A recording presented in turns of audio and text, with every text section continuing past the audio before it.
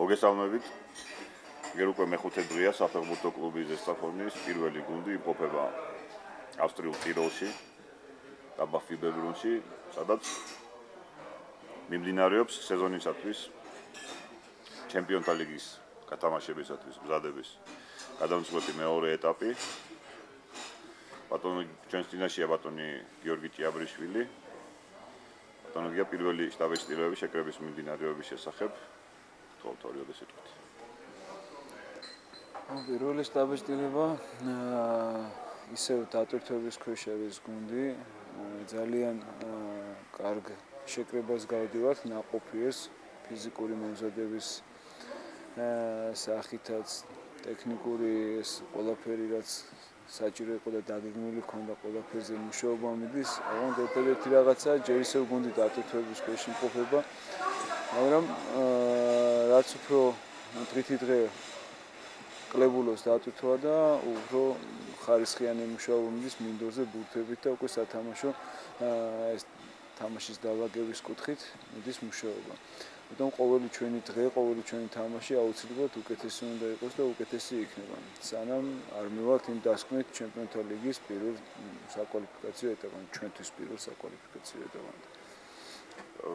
თქვენ ახსენეთ ფიზიკური დატვირთვები, აი გუშინ გამართულ შეხვედრაში საჩქარად იგრძნობოდა, რომ გუნდი ვთქვათ ჯერ ვერ არის იმ კონდიციაში, რომლისკენაც მიისწრაფით თქვენ როგორ შეაფასებთ პირველ შეხვედრას, პირველ ამხანაგურ მატჩს პლოესტის ასტრასთან შეხვედრას, რომელსაც სამწუხაროდ დავმარცხდით არც თუ ძლიერ მეტოქესთან.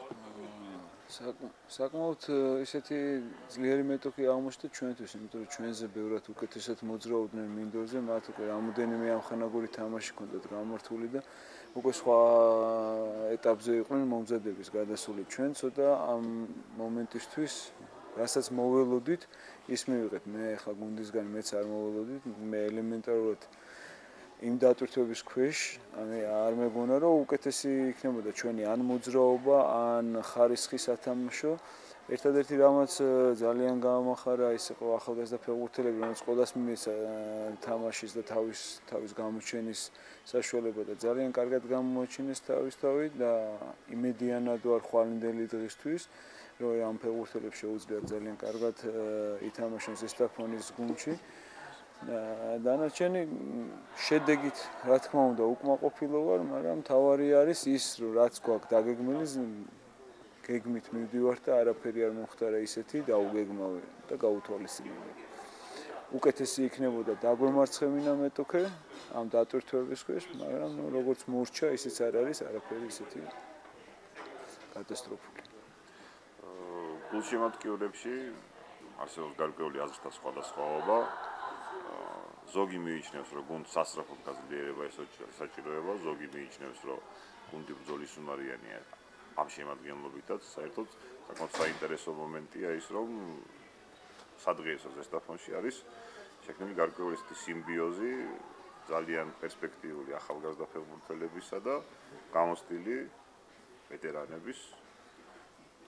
რას მიიჩნევთ, ბატონო, თქვენი აზრი როგორია?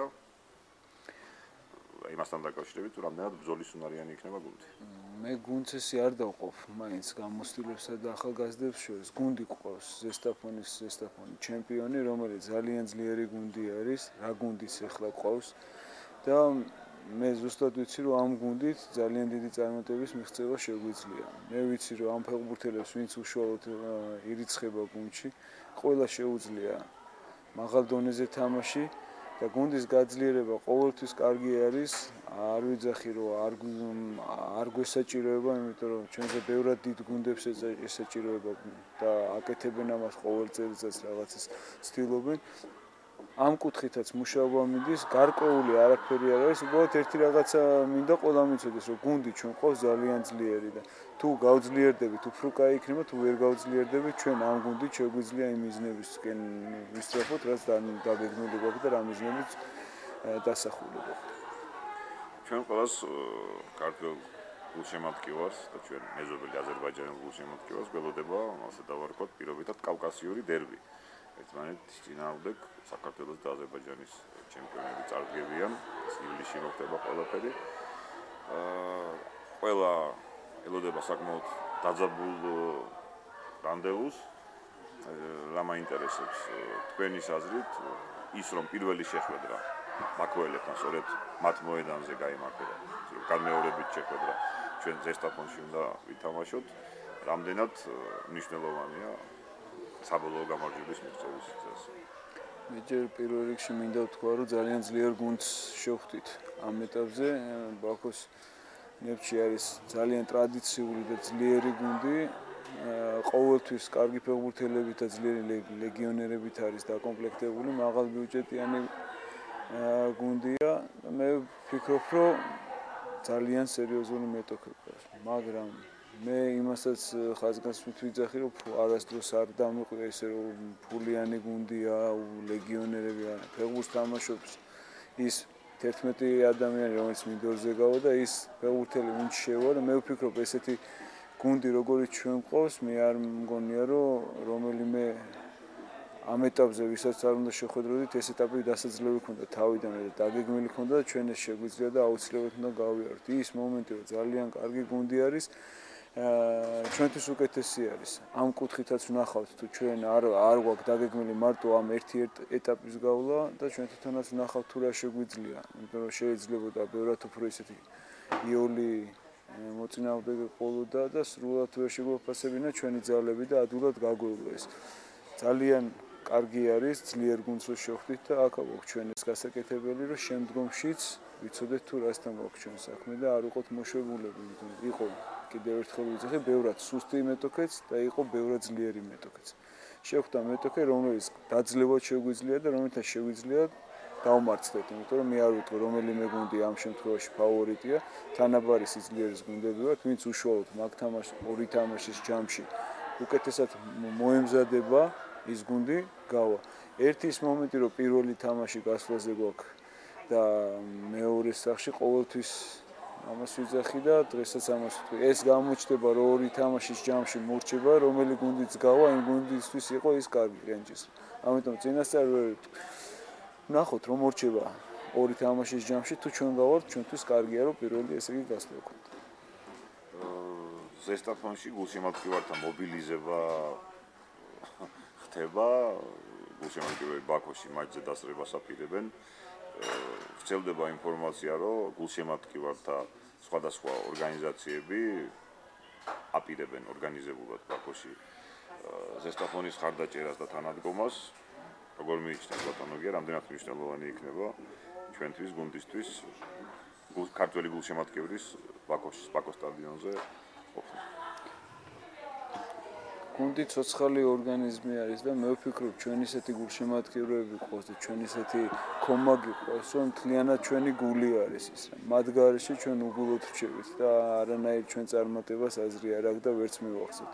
ყოველთვის ძალიან დიდი ხარდაჭერაა და მე ვფიქრობ, რომ იმ ხელა შემადგენელი ნაწილია, რომ გუნდის ჩვენი კომაგი რომ მთლიანად შევადარეთ ჩვენ გულს. ამიტომ აუცილებელია იქ იყვნენ მათი გულისცემა გვესმოდეს და მათი ეს შეძახილები გვესმოდეს. ზეგ გუნდი ბულგარულ პლოვდივის ლოკომოტივს დაუპირისპირდება. დაგეგმილია კიდევ ორი მატჩი შეკრების მსვლელობისას, უახლოესი გეგმების შესახებ. ზეგინდელი მატჩი თვითონ კარგი გუნდი არის, შეუულებრივად ახლა ისევ დატვირთვების ქვეშ ხდებით, მაგრამ უკვე დრო არის, რომ ამ დატვირთვებს ნელ-ნელა უკლებთ და დრო არის, რომ ხარისხი გამოსწორდეს ჩვენი თამაშის და გამარჯვებები დავიწყოთ. მაგრამ კიდევ ერთხელ ვიძახით, სრულად ჩვენ ისეთი გეგმით მივდივართ, რომ თავარია ჩვენ ნეფჩთან გასამართ შეხვედრებისთვის ვიყოთ მზად. ამიტომ დღესდღეობით ამ თამაშებს იმხელა ყურადღებას არ ვაქცევთ და არ მინდა გეგმას გადავუხვიოთ, იმიტომ რომ ჩვენ გვაქვს ძალიან დიდი გზა მთელი წელიწადი სათამაშო გვაქვს, მარტო ჩემპიონთა ლიგა არ გვაქვს, ჩვენი ჩემპიონატი გვაქვს და ამიტომ დღესდღეობით რაც მისაღებია გონს უნდა მიიღოს და ამიტომ არის ეს სირთულე. თორე დარწმუნებული ვარ ასტრას როდესაც სრულად დასვენებულები და თამაშისთვის მზადყოფნაში 10 ჯერ შევხვდით, 10 ჯერ გავიმარჯვებთ. ამიტომ დღესდღეობით მაგას მე ჩვენ კომაგს ვეუბნები, რომ მაგაზე ვინერულებენ, თავარია იმ თამაშებისთვის ვიყოთ მზად. დიდი მადლობა წარმატებებს. მადლობა.